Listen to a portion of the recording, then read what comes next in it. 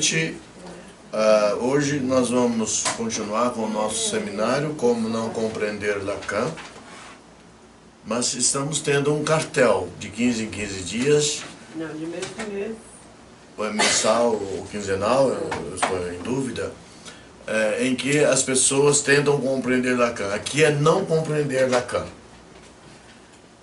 Um modo da presença, a mulher com o abarrado não existe. Vejam vocês que no nosso convite, aqui nós temos uma imagem, uma escultura que está na Chiesa de Santa Maria della Vittoria, perto da Stazione Termini, em Roma. A escultura de Santa Teresa d'Ávila, né? Essa escultura mostra Santa Teresa, o êxtase de Santa Teresa d'Ávila, e ela sendo trespassada pela flecha do anjo, pela flecha do amor divino, pelo anjo. E é uma escultura de Gian Bernini, que está na capela de um dos cardeais importantes do início do século XVII. Vejam vocês, Lacan fala sobre essa escultura e vai no livro 20, no seminário Encore, mais ainda. Basta que vocês olhem em Roma a estátua de Bernini, que é esta que está aqui na foto do convite, para compreenderem logo que ela está gozando Santa Teresa. Porque, aliás, o nome é o êxtase de Santa Teresa. Não há dúvida. E o que é que ela goza? É claro que o testemunho essencial dos místicos é justamente o de dizer que eles o experimentam, mas não sabem nada dele, desse gozo místico. Essas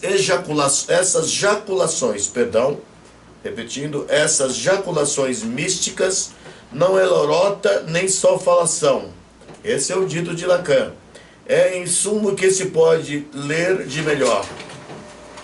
Podem pôr em rodapé, nota a acrescentar, os escritos de Jacques Lacan, porque é da mesma ordem os escritos de Jacques Lacan que o êxtase de Santa Teresa, diz ele.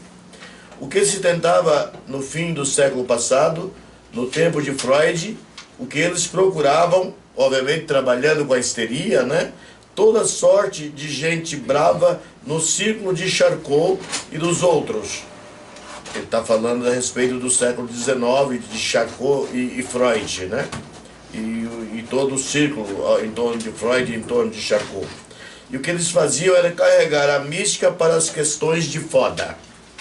Se vocês olharem de perto, de modo algum não é isto. Esse gozo que se experimenta e do qual não se sabe nada, não é ele o que nos coloca na via da existência?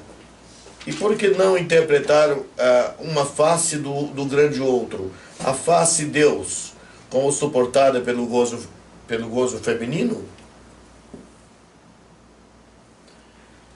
Vejam vocês, esse título que nós demos a um modo da presença, e a mulher não existe, que é uma frase de muita complexidade que Lacan andou falando no seminário 20, no Encore, e falou numa conferência que ele fez em Milão, ao ponto de se tornar ela foi pinçada de um discurso, né? Obviamente, pinçada do discurso, ela virou um escândalo de Lacan. Em Milão, ao ponto de dizer que Lacan não gostava de mulheres, que ele era gay, né? A ontologia do título dessa sessão do seminário, Como Não Compreender Lacan. Um modo da presença, essa palavra eu tirei da ética, a maneira dos geômetras de Baruch e Spinoza. A ética, o modo da presença. Presença é uma tradução da palavra do Dasein heideggeriano. Presença para alguns tradutores da língua portuguesa. Há o abarrado, Lacan fala da mulher sempre com abarrado. O abarrado a mulher não existe. Aí temos a estrutura lacaniana. Então nós temos Spinoza, Heidegger e temos Lacan na titulação da nossa fala de hoje. O título associa pensamento de Baruch, Spinoza, de Heidegger e Lacan. E vamos tentar retirar esta frase, a mulher não existe, vamos dizer, deste gozo midiático em que ela foi emitida, de acordo com a fala de Lacan em Milão. E, obviamente, no seminário Ancor, seminário 20. Um modo ou modo em Baruch Spinoza. O que é um modo em Baruch Spinoza, na filosofia de Spinoza? Ele dizia que Deus era substância e o universo era uma só substância. E que ele chamou de a substância única, que é conceituada, que é esse conceito criado pelo filósofo holandês. A substância única, que seria o universo. Deus não criou nada, segundo ele. A substância única seria incriada, dentro da versão de Baruch Spinoza. A substância única envolve Deus e o universo, ocupando o lugar do um. Ótimo, aí nós voltamos ao nosso seminário anterior. A maneira de Parmênides, em cujo pensamento encontramos tudo é um, dentro da visão parmenidiana. Ok? O modo é o homem, como manifestação da substância única espinoziana. É a mulher. É o homem, e temos que dizer nesse momento, é a mulher. Especialmente na contemporaneidade, em que essa questão de separar o homem e a mulher no nosso discurso se tornou bastante complicado. A presença é uma tradução filosófica do Dasein, né? O ser aí, em língua portuguesa, seria o ser aí, ou o ser no mundo, Dasein. Da é mundo, Sein é o ser, em alemão, né? De Martin Heidegger, que tem também uma tradução como presença na língua portuguesa. Eu até comentei isso já anteriormente. O Dasein, composto pela trilogia, isso é apenas uma introdução filosófica ao que nós vamos falar. O Dasein, composto pela trilogia facticidade, existencialidade e decadência. Todo mundo sabe, a facticidade é o ser lançado para a morte, né? O Sein zum Tode no alemão filosófico, no alemão heideggeriano, né? A existencialidade, essa facticidade, ou Sein zum Tode, o ser lançado para a morte, nós não podemos mudar. Podemos apenas aplicar o simbólico disso e ir convivendo com esse destino que nós temos, né? A existencialidade, sim, não, é uma construção do sujeito. Daí vem, porque Heidegger era um existencialista. Era um filósofo existencialista em que os existencialistas sempre diziam que a existência precede a essência. Isso dá a entender que nós podemos construir a nossa existência. Embora, como seres lançados para a morte, não podemos fazer nada. Mas construir a existência nós podemos. E finalmente o terceiro elemento do pensamento heideggeriano, do Dasein, é a decadência. E aqui nós temos os termos correspondentes embaixo em alemão: Fakticität, Existenzialität e Unfall. O que é a decadência? A decadência seria essa dialética entre o sujeito autêntico e o sujeito inautêntico. O sujeito inautêntico é a grande massa que não tem nenhuma saudade do eu, não tem nenhum Einfach do eu. Uma saudade, uma solidão para ter saudade do eu. E o eu é abandonado, então vivem um eu inautêntico. Agora, aqueles que pensam no seu próprio eu, que trabalham pelo próprio eu, que cuidam dele, que vão ao analista cuidar dele, obviamente, esse eu, eles vivem um eu mais autêntico, tá certo? Porque ele é ilustrado, ele é cuidado, ele é falado, ele é ouvido, há uma escuta na psicanálise em torno desse eu. E é o que nós estamos fazendo aqui neste momento. A mulher não existe.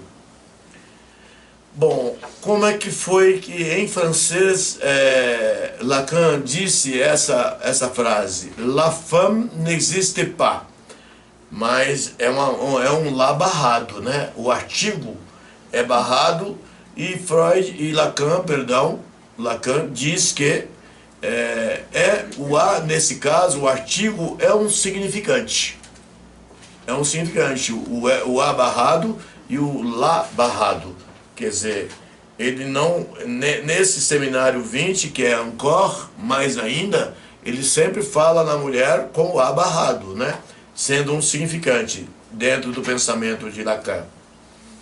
Uma afirmação de Lacan em conferência proferida em Milão, já falamos isso, e no seminário, livro 20, Ancor, mais ainda, La femme n'existe pas. Lacan escandaliza o seu público quando a frase é pensada do contexto epistemológico lacaniano. Ela é pensada. Ao dizer La femme n'existe pas, o que Lacan reafirma? A lógica borromeana que rege a representação do corpo na psicanálise.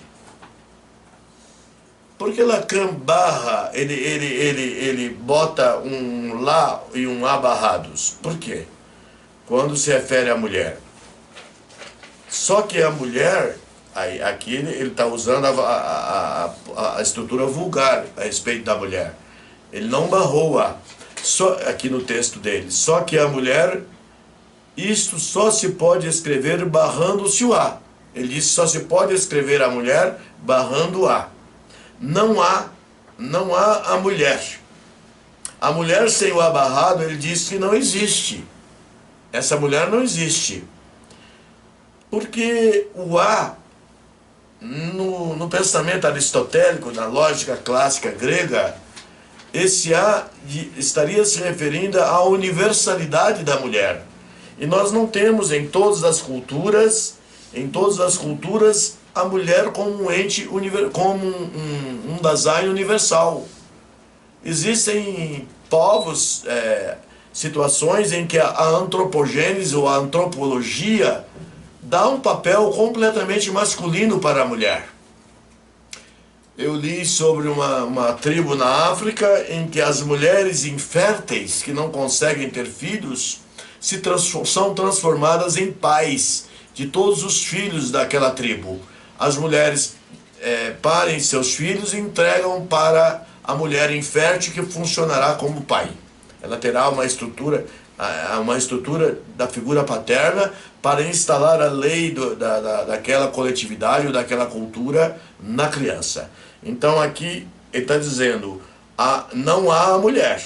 A mulher sem o a barrado não existe, que é um significante. Artigo definido para designar o universal. Eu já falei, a mulher só existiria se ela fosse um ente universal, um Dasein universal. Mas não é. Não há a mulher, pois já arrisquei o termo. E por que olharia eu para isso duas vezes? Por sua essência. Ela não é toda. Ele diz que a mulher é não toda também. É não toda. Será que o homem é todo? Talvez ele diga, de alguma forma, no campo do simbólico, que a mulher é não toda e o homem seria todo. Mas Lacan nunca disse isso. Eu acho que até fica inapropriado nós dizermos que o homem é todo. Mas Aristóteles e os filósofos gregos diziam que o amor do Erasta para o Herômno era o mais comum na sociedade grega, da áurea clássica, da época de Péricles, dos grandes filósofos. Péricles foi o grande político, né, o grande líder da polis grega, mas que o amor entre o Erasto e o Herômno era mais comum porque o Erasto e o Herômno eram completos e a mulher seria incompleta. Então isso é um preconceito, com certeza, do mundo antigo, de filósofos como Aristóteles. A mulher não existe, está sempre barrado aqui, porque ele é um significante. É uma ontologia de estruturas antropogenéticas, sim, claro, que foge ao padrão do Gênesis. No Gênesis nós temos, Deus criou Adão, o verbo divino criou Adão. Adão, entediado, pediu que se criasse uma outra pessoa para acompanhá-lo. E Deus criou Eva. Então foram construídos como figurações rijas. O a que acompanha a mulher é um artigo e um significante ao mesmo tempo, o a barrado, que nós estamos falando, né? Pois Eva e a mulher são não todas dentro do pensamento lacaniano, mas elas podem se tornar todas num dado momento. Do real surgem adventos borromeanos. Nós estamos falando aqui da lógica borromeica ou borromeana, o RSI, o sigma, né? São os chamados três aros que se ligam entre si, real, simbólico e imaginário. Para quem está entrando agora, é bom a gente lembrar dessas coisas. Na estrutura bíblica, a mulher inexistente é construída pelo verbo divino. Veja que nós barramos o A. A mulher inexistente, mesmo inexistente, a gente barrou o A. Porque não estamos falando da mulher universal, mas da mulher como um Dasein, ou como um ser no mundo específico, dependendo da cultura. Aqui estamos falando da cultura judaico-cristã. A mulher inexistente é construída pelo verbo divino, para tratar o tédio e a solidão do homem Adão. A mulher surge do nada como não toda em busca do falo. A mulher surge do nada como não toda em busca do falo. Isso é muito importante, vai dando aos poucos, aqui de acordo com essas falas, uma consistência ao pensamento lacaniano de que a mulher não existe. Como objeto libidinal, vejam vocês, ocorre a queda do casal paradisíaco. Objeto libidinal seria talvez Adão e Eva, mas seria mais a Eva, né? A mulher. Com o objeto libidinal ocorre a queda do casal paradisíaco, instituindo-se a culpa judaico-cristã concernente a libido e seus acts, e seus action outs, né? Adventos do simbólico borromeu. Há uma violência epistêmica na escrita da diferenciação sexual. Hoje há uma violência epistêmica na diferenciação sexual, e esse radicalismo de divisão dos seres entre homem e mulher é um grave problema que nós estamos enfrentando na sociedade ocidental, especialmente na sociedade brasileira, né? Nós sabemos que esse binarismo, que Lacan começou a destruir, esse binarismo, ele lançou as bases, por que não dizer, de uma nova política de gêneros, de uma nova posição do gênero na polis, né? Então nós sabemos que a mulher, essa política epistêmica na escrita da diferenciação sexual, coloca a mulher numa posição, eu diria, delicada. O biopoder, essa palavra é Foucaultiana, de Michel Foucault. O biopoder do macho se instala como um distúrbio da natureza. O biopoder do macho, a ser vencido pelo simbólico da castração. Todo macho tem, assim como toda fêmea também, toda femme, tous les hommes e toutes les femmes, devem passar pela castração no campo do discurso e da linguagem, porque se não houver castração ou uma decepação e o corte do excesso de pulsão sexual, as coisas não vão andar bem. E a pulsão sexual precisa de passar pelo processo do real, do imaginário e do simbólico, de tal forma que essa pulsão sexual se transforme em algo do campo do simbólico. E a quantidade de pulsão sexual seja bem reduzida. Porque a pulsão sexual com a qual nasce o bebê, ela é muito alta. A pulsão de vida e a pulsão de morte. E no período do complexo de Édipo é que nós vamos fazer um corte no excesso de pulsões, né? No processo edipiano, que ocorre dos 2 anos aos 4 anos de idade. Mas que, dentro do pensamento kleiniano, de Melanie Klein, o complexo de Édipo começa aos 6 meses, né? Melanie Klein fala em 2 posições da vida do bebê, a posição esquizoparanoide, que é bom repetir essas coisas, né? A posição esquizoparanoide, que é o momento em que a criança transita, o bebê transita numa fantasia da mãe boa e da mãe má, do seio bom, do seio mau, o terror sem nome, enfim. E obviamente que a mãe, sendo portadora da Lalang, ela vai diminuir, obviamente, resolver esses pavores, né? E essa instabilidade do objeto mãe e do objeto seio. Seio bom, seio mau, mãe boa, mãe má. E vem a segunda posição, que é a partir dos 6 meses de idade, dos 4 a 6 meses, a posição depressiva, que Melanie Klein assim nomeia, é na verdade o momento da união, da unidade corporal, que na primeira posição não temos uma unidade corporal, há uma fragmentação pulsional, nós sabemos disso, né? Temos muitas pulsões altamente ativas, que é a pulsão oral, a pulsão oral sádica, a pulsão anal sádica, a pulsão uretral. Não temos ainda a pulsão genital. Existe alguma, mas ela não está, ela só se estrutura no complexo de Édipo. E a posição depressiva, que é a segunda posição de Melanie Klein, não é porque há uma depressão, há na verdade o quê? Um arrependimento da criança, do bebê, por ter atacado o objeto amado. Nesse momento ele consegue ver a mãe como boa e o seio como bom, e há uma unidade corporal, e ele consegue perceber um terceiro.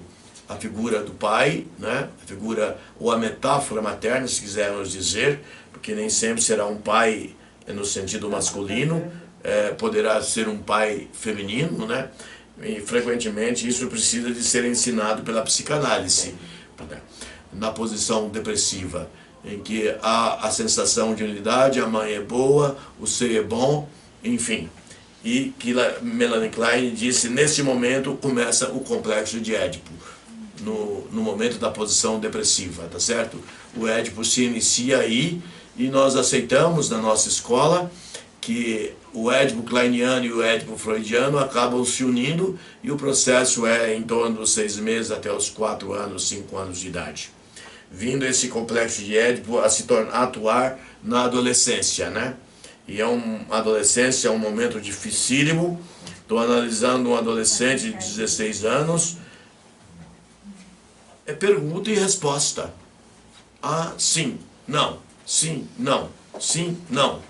Porque ele está com um pé lá no mundo da mãe, no mundo do pai, onde há muito conflito, muita confusão, mas ele não dá conta de falar por ele mesmo, porque ele está ali, o analista está na escuta, né?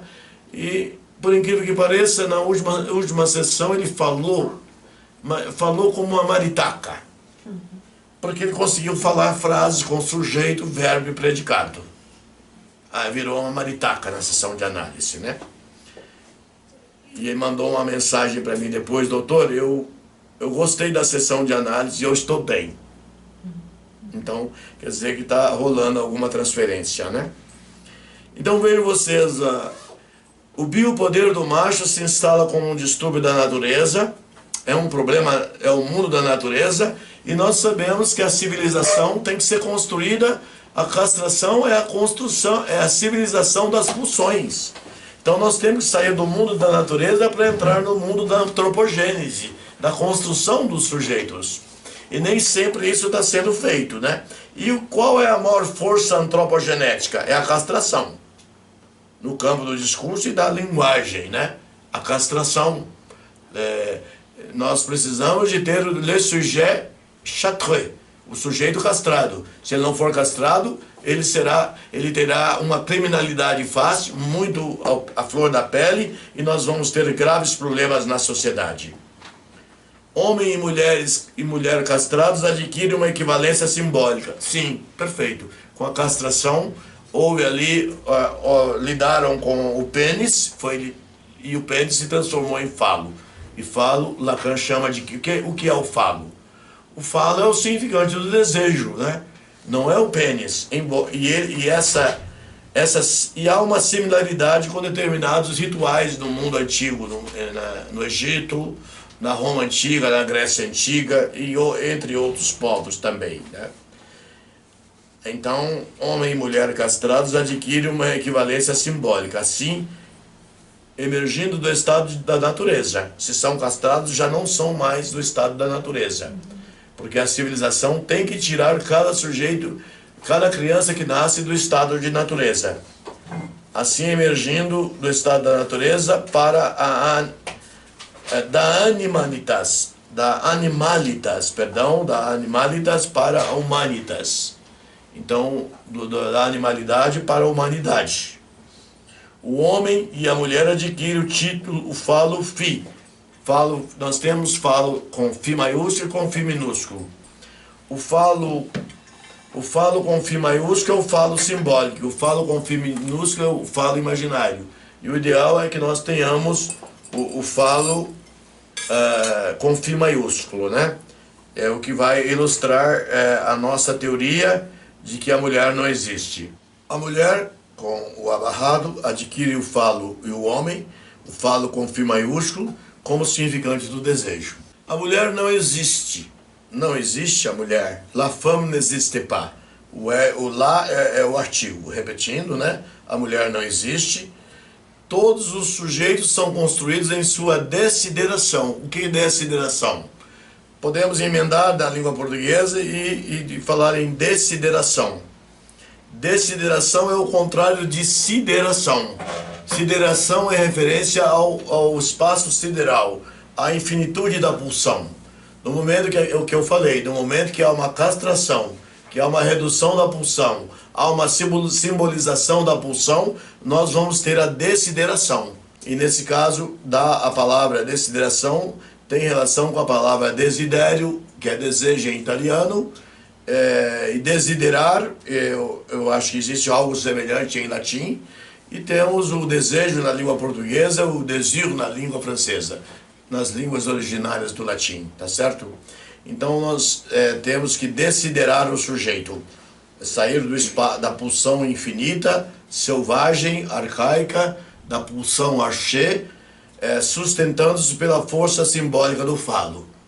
Sim, o falo passa a ser um significante importante nessa estrutura que está se criando, na estrutura desejante. O homem é possuidor do falo físico, né?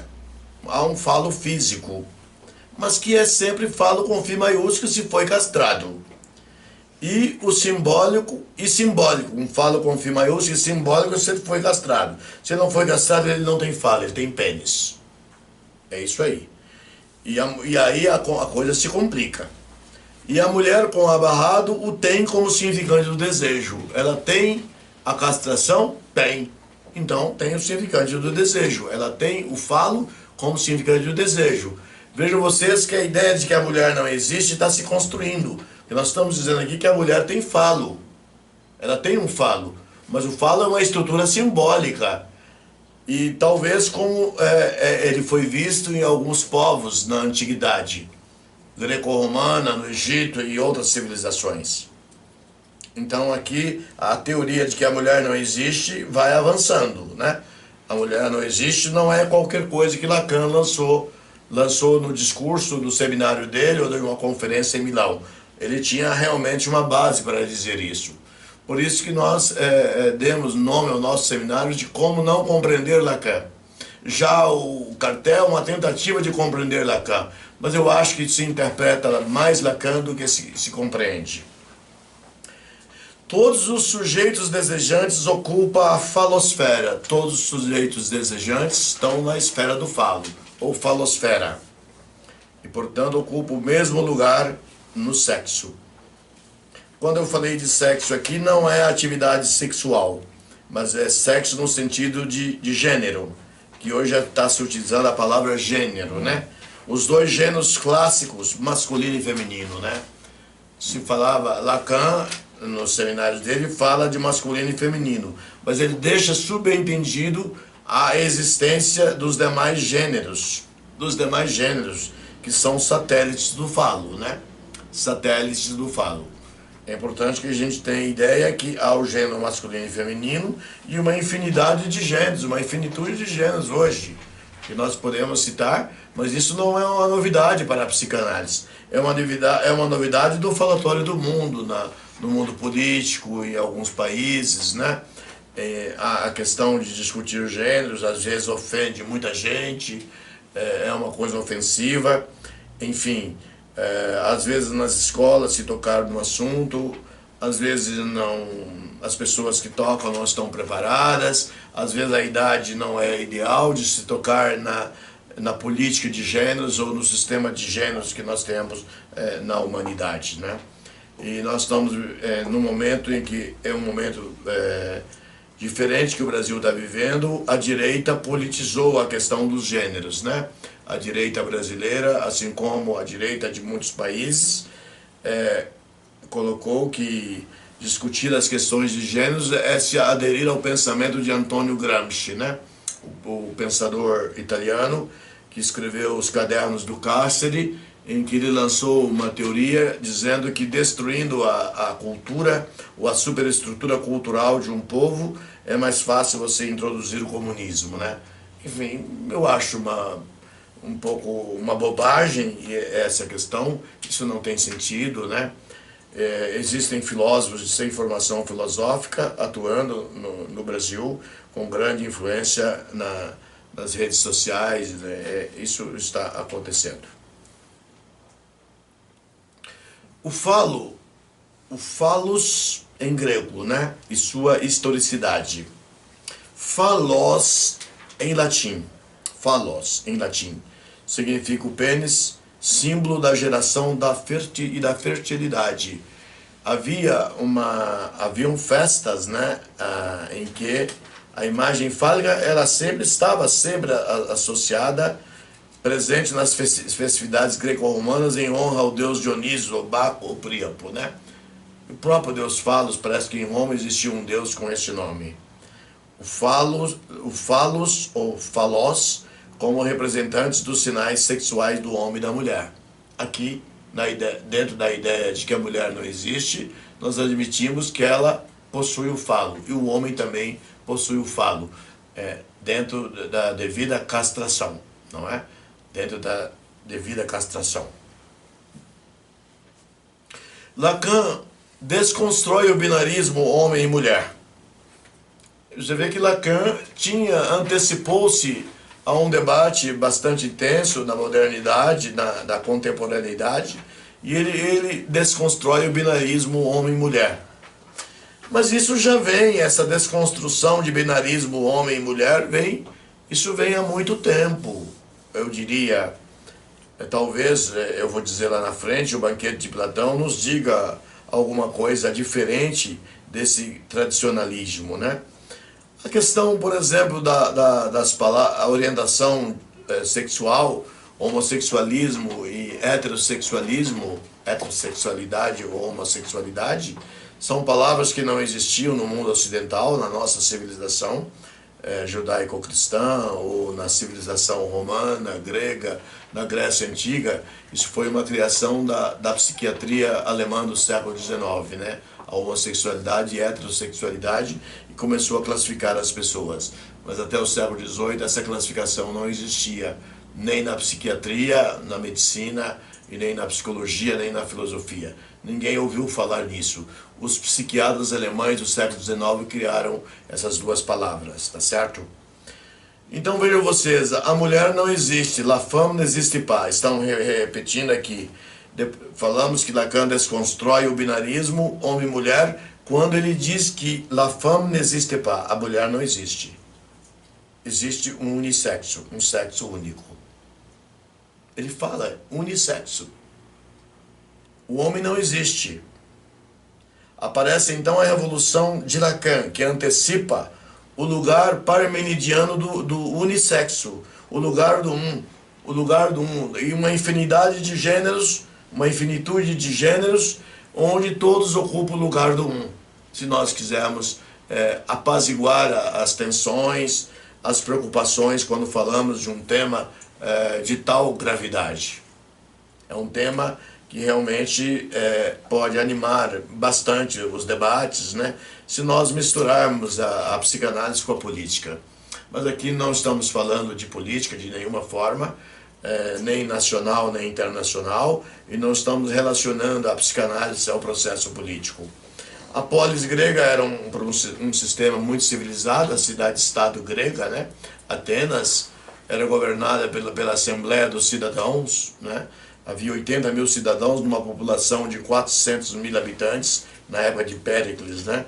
80 mil cidadãos, e nas assembleias atenienses dominicais, na Praça da Ágora, havia em torno de 5 mil cidadãos debatendo as questões de governo, né? É interessante, é uma democracia. Naquele período, 400 anos antes de Cristo, surgiu o processo democrático. Aristóteles estudou 159 constituições das cidades-estados gregas, né? das polis gregas. E ali da Assembleia surgia os 9 estrategos que comporiam o poder executivo. Havia um Senado ligado às gens, às famílias, obviamente, da cidade de Atenas, com 500 membros, que fazia os projetos de leis e mandava para a Assembleia dos Cidadãos, né? E os cidadãos discursavam. A escritura era muito perigosa, todos tinham medo de escrever. Isso está em Jacques Derrida, na Farmácia de Platão, né? Jacques Derrida fala disso.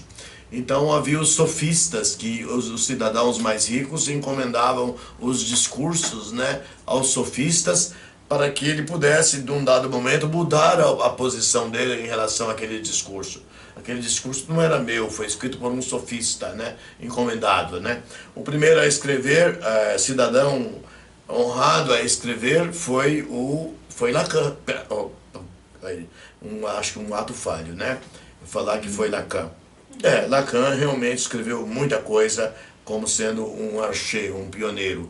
Mas foi o próprio Platão o primeiro a escrever.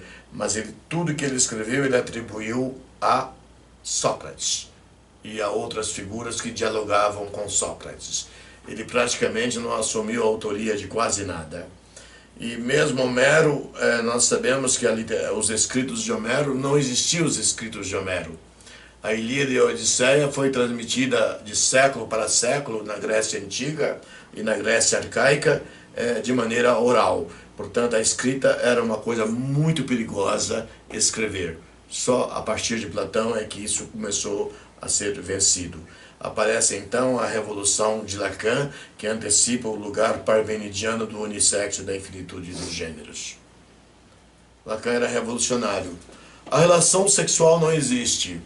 É outra frase, e ele complementa essa frase: a relação sexual não existe entre 2 seres da fala, salvo se forem significantes. Mas o homem, existe um significante que diz o que é o homem? Não, nós não temos. Existe um significante que diz o que é a mulher? Não temos. Talvez podemos identificar a mulher e o homem através de uma sequência de significantes.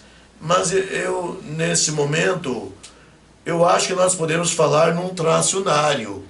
Aqui tem a expressão, il n'y a pas de rapport sexuel. Nós podemos pensar num tracionário que defina o homem e a mulher como um Dasein, como um ser no mundo ou como um ser aí, né? Ou uma presença, se quisermos usar a sinonímia heideggeriana, né? Então vejam vocês, qual seria então o tracionário? Seria o falo com Φ maiúsculo. É o tracionário que define o homem e a mulher. Mas nós não temos um significante específico para a mulher e para o homem. E aliás, a partir desse discurso aqui, é que nós vamos admitir que realmente não há um significante que descreva o que é o homem e o que é a mulher. Toda pulsão, quando ele diz a relação sexual não existe entre 2 sujeitos da fala, salvo se houver uma boa estrutura significante. Talvez ele diga que a relação sexual existe, ela possa existir na medida em que houver a castração. Fora da castração, a relação sexual não existe. Toda pulsão sexual é selvagem. A pulsão sexual arcaica, a pulsão, o tribe, como Freud nomeou a pulsão de tribe, né? O tribe axé, o arcaico, é sempre selvagem. O bebê nasce com pulsões sexuais selvagens. E essa selvageria se mantém, a selvageria pulsional, ela se mantém até os 4 aos 6 meses de idade. A partir do início da posição depressiva ou do complexo de Édipo kleiniano, a criança vai aos poucos civilizando a sua pulsão, até que ela possa entrar no processo de completude da castração, e sendo um processo que transita pelo simbólico, tá certo? E aí há uma entrada no que nós chamamos do estado de humanidade, tá certo? Sai do mundo da natureza. Der Lebenstrieb, der Todestrieb é o nome das 2 pulsões, segundo Freud, né? E Lacan reconheceu muito isso. Lebens quer dizer vida, Trieb quer dizer pulsão, a pulsão de vida, e Todes quer dizer morte, Trieb quer dizer pulsão, na segunda palavra. Temos a pulsão de vida e a pulsão de morte, né? Que é a dualidade pulsional freudiana e que foi absorvida por Lacan. Mas essa pulsão, ela tem um polimorfismo perverso se ela for arcaica, se ela for original. Ela tem que passar pelas marcas do significante, pelas marcas da castração. É muito importante isso, pelas marcas da castração. A castração, o sujeito castrado, como se diz em francês, le sujet castré, ele é muito importante, porque somente aí nós vamos ter a civilização. A questão do feminicídio, por exemplo, e outros crimes que ocorrem contra a mulher, e homens que se sentem somente homens e que não sentem o seu lado mulher, né?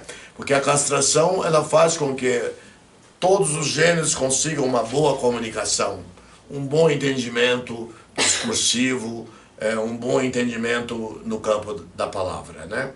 Então tem que haver uma castração da pulsão, castração dos afetos, é importante os afetos, e castração do pensamento também, né?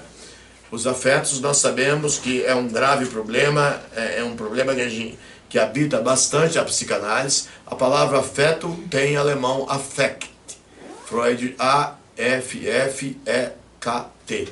A palavra afeto é muito importante porque o afeto e o pensamento e a razão os pensamentos racionais formam uma dualidade antípoda, né? O afeto e a razão nem sempre se encontram bem, mas existem afetos bons e afetos maus, né? Lembrando que o analista precisa de, principalmente as pessoas que digam, eu sou sincero ou sincera e falo tudo que eu penso para minha mulher ou para o meu marido. Imagine que loucura, porque faz do outro faz do outro uma lixeira para os seus afetos maus, né? Então a sinceridade excessiva é muito perigosa e é importante saber lidar com os afetos maus como a ira, a raiva, a paranoia, o ódio, a inveja, enfim, e vai para aí afora. Afetos bons, a alegria. Às vezes uma pequena tristeza é importante, né, como afeto, né, porque ela resolve pequenos problemas que a gente tem em nosso dia. Uma pequena tristeza, agora uma grande tristeza é um afeto mau, mas uma pequena tristeza faz parte do processo. O amor é um afeto bom, o eros, né, isso a gente encontra já no pensamento de Baruch Spinoza, na ética escrita à maneira dos geômetras, né, na ética de Baruch Spinoza. E é importante que o sujeito saiba pensar. Sim, pensar. Primeiro, rolou um afeto, né, vamos dizer, é um casal. Rolou em um de seus membros, rolou um afeto, esse afeto tem que ser pensado.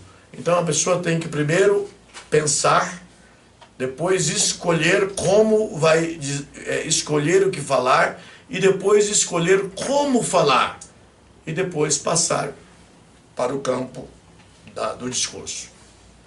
E esses afetos, às vezes extremamente destrutivos, na relação a dois, ela pode destruir qualquer vínculo. Um vínculo de amizade, vínculo de conjugabilidade, vínculos familiares, né? Por exemplo, eu analiso um dado paciente, um outro adolescente, que a mãe sempre telefona para ele e diz: você deveria suicidar para resolver os seus problemas, né? A mãe pratica esse tipo de coisa, mas ele diz: doutor, eu não posso viver com a minha mãe, porque minha mãe é cheia de problemas e tudo que ela fala entra no ouvido e sai pelo outro. Nem tanto, porque ele ama essa mãe, embora parece que é portadora de transtorno bipolar. Todo transtorno bipolar é psicótico, né? Embora na psiquiatria se classifique dois tipos de transtorno. Tem o transtorno bipolar psicótico e o não psicótico. mas na psicanálise a bipolaridade é sempre psicótica, né?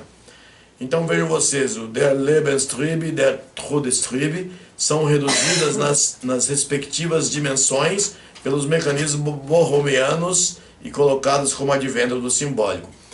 Toda pulsão ela é polimorfamente perversa, toda pulsão em si mesma, mas ela precisa de passar pela máquina do nó borromeu, do real, do simbólico e do imaginário, pela castração, para se tornar um significante. E obviamente é um significante, uma cadeia de significantes liderada pelo significante mestre, que é o significante do nome do Pai, vai conseguir fazer com que a questão de que a mulher não existe realmente funcione na sociedade contemporânea. O Eros transcendental existe? O Eros transcendental existe? O amor cortês existe. Ele existe, sim, o Eros transcendental. O amor cortês existe.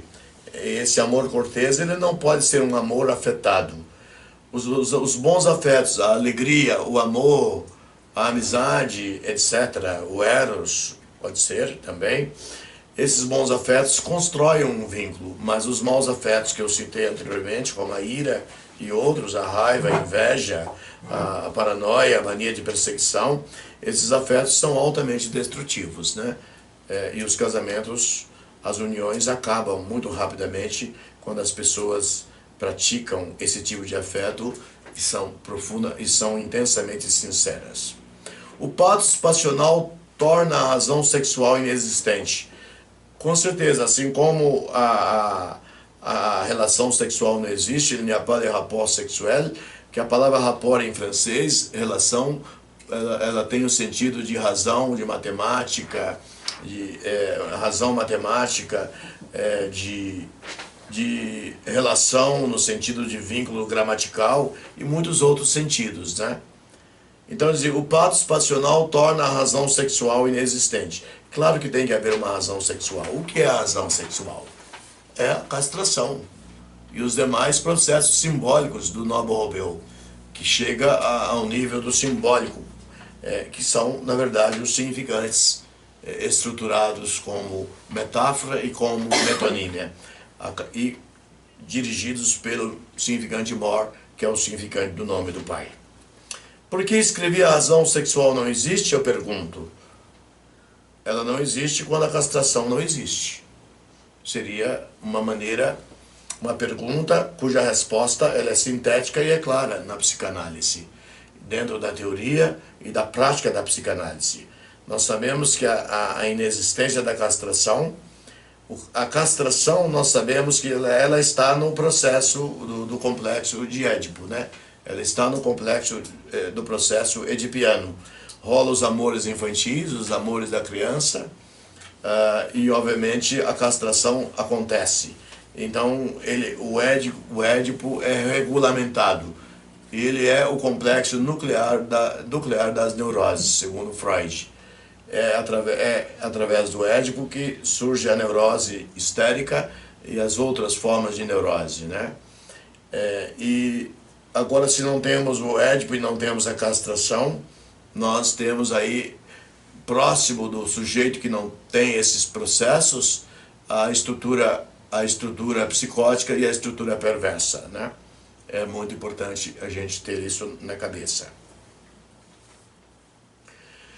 O Banquete de Platão já apresentava a ruptura do binarismo de gênero, que é um tema bastante moderno, contemporâneo, né? O Banquete de Platão, que é onde os intelectuais se reúnem, né, no banquete, em vez de beber e comer, cada um faz um discurso sobre o amor, né? Mas o amor que eles reconheciam era o amor entre homens, o amor, a pederastia pedagógica. O gênero masculino e feminino, o erasto e o erômeno, né? Dentro daquela ideia aristotélica de que a mulher era um ser incompleto, não podia haver amor entre um homem e uma mulher, a não ser uma relação para construir a família, né? O gênero masculino e feminino se misturam no discurso erótico de Aristófanes. Quem faz o discurso a respeito da questão da relação, dessa questão da relação entre as caras metades.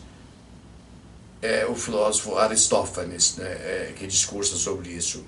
Então nós temos a história da cara metade, que é alguma coisa que vem já desde a Grécia Antiga. Nós temos na nossa linguagem, na língua portuguesa, a cara metade, né?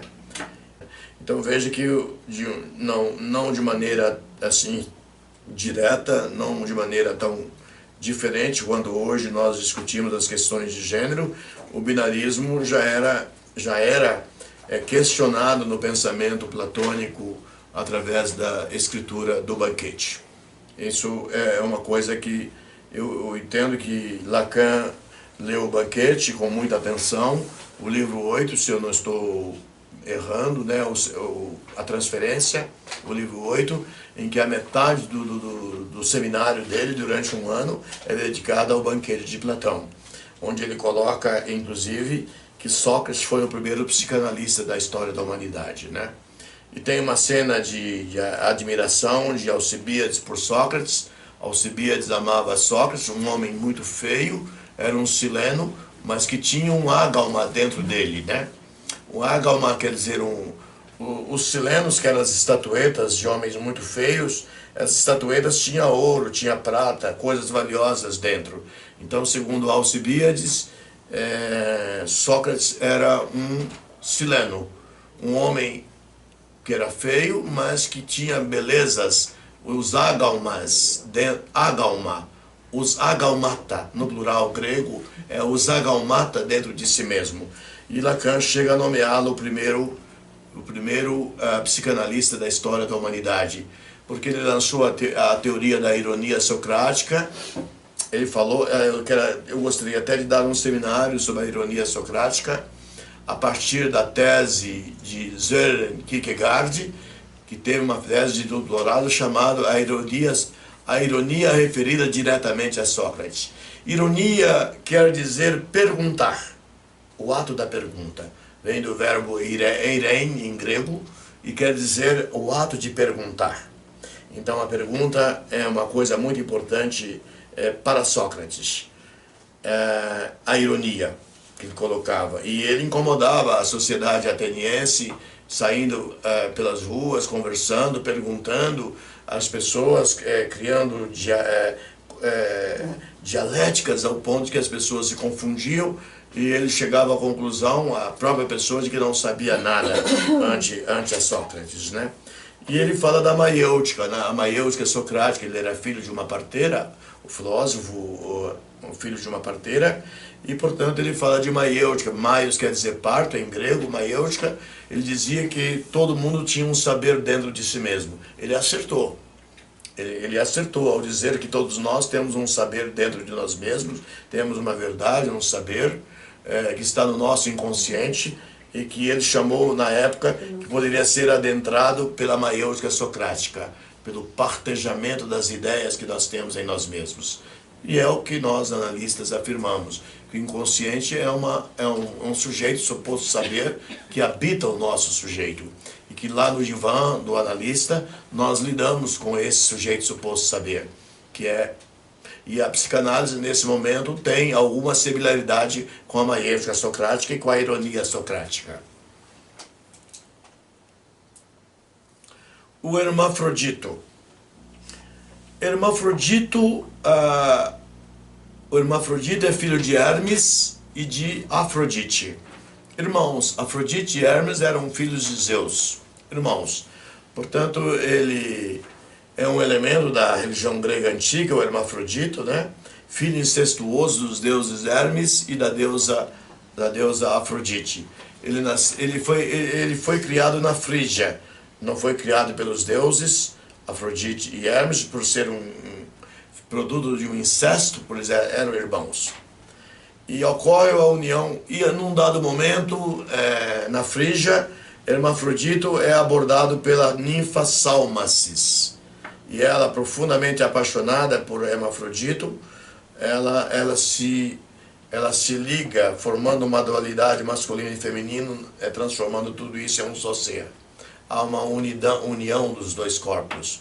E aí é que nós temos deu origem à palavra hermafroditismo, né? Em que nós temos uma confusão em relação ao sexo masculino e ao sexo feminino, às vezes os dois sexos acontecendo no mesmo sujeito, na mesma pessoa, né? Tipos de hermafroditas. Hermafroditismo XX, possuidor dos órgãos masculinos e femininos internos e externos. Isso acontece. Em algumas civilizações, durante certo período no mundo ocidental, o hermafrodita era considerado um ser divino, né? Então tem os órgãos masculinos, internos e externos, todos, completo. Isso para resolver, quando temos um caso hoje, a psicanálise ou a psicologia, e a pessoa escolherá qual sexo quer ter.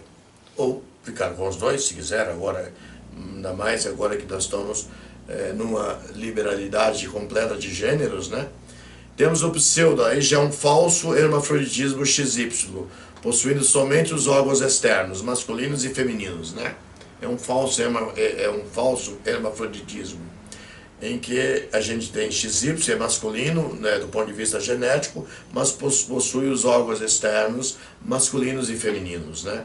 E temos o pseudo-hermafroditismo XX, que é portadora, no caso a mulher, ela é portadora da clitoromegalia, de um clitóris tão grande que imita o falo, que imita o pênis, né?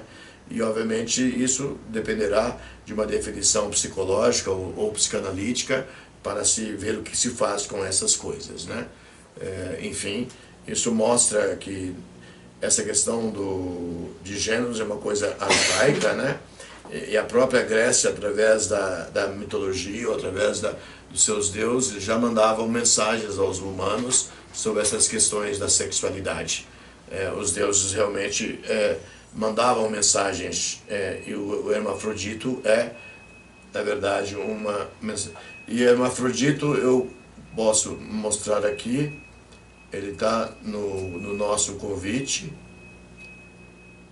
no convite para esse seminário de hoje, que está a Teresa Dávila. Aqui temos uma escultura, o hermafrodito, você vê que temos seios, temos um corpo com as curvas de mulher e tem um pênis, né? Então isso aqui é uma representação de um hermafrodito que está num museu que fica próximo à cidade de Liverpool, na Inglaterra.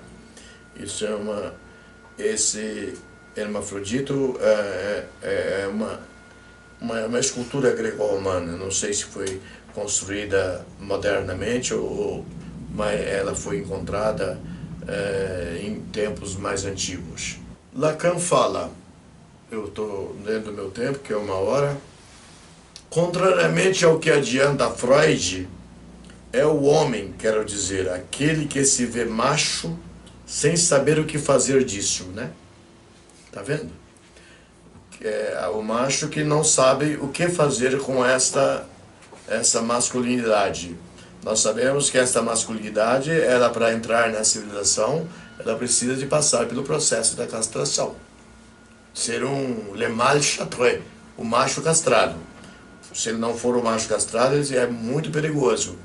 E são esses machos praticantes de feminicídio, talvez, né? Então vejam vocês, aquele que se vê macho sem saber o que fazer disto, no que, sendo ser falante, ele não sabe o que fazer dessa questão, e mesmo sendo um ser falante, que aborda a mulher, que pode crer que a aborda, porque com respeito a isso, as convicções, aquelas de que eu falava da última vez, as convicções. Convicções é um neologismo lacaniano que mostra, vamos dizer, as perturbações da sexualidade masculina, né? Ele colocou da sexualidade masculina. É uma complicação ter não ter a castração, não ter o limite simbólico das pulsões sexuais, né? Não faltam. Só que o que ele aborda é a causa de seu desejo, que eu designei pelo objeto pequeno a. Lacan fala aqui do objeto pequeno a, que nós já estudamos, que o objeto pequeno a Lacan dizia que era a maior invenção dele, mas é aquilo que decorre de um processo de renúncia de pulsões, não é isso?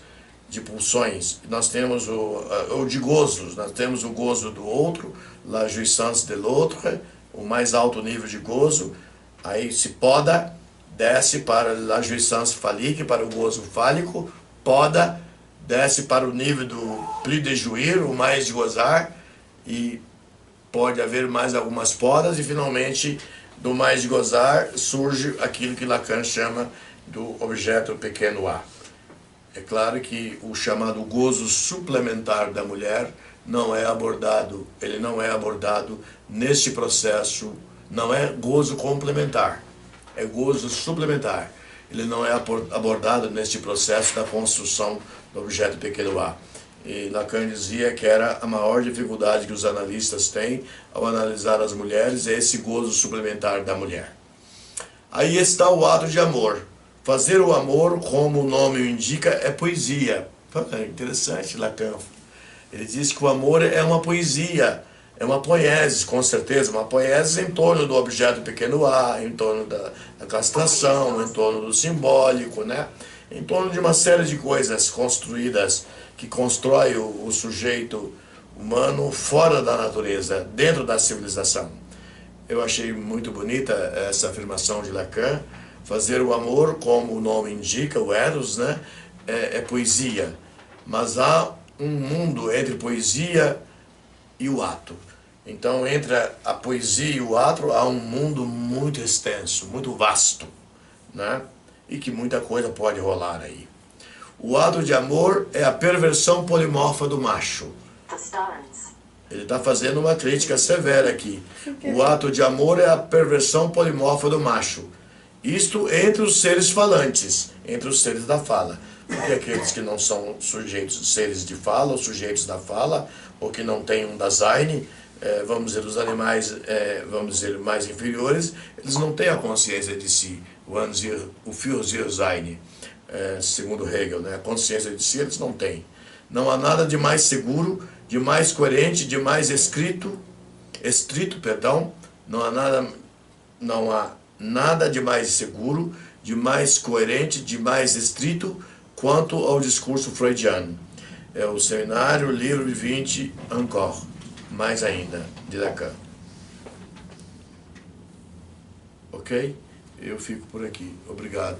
Eu falei 1h e 15 minutos, não foi?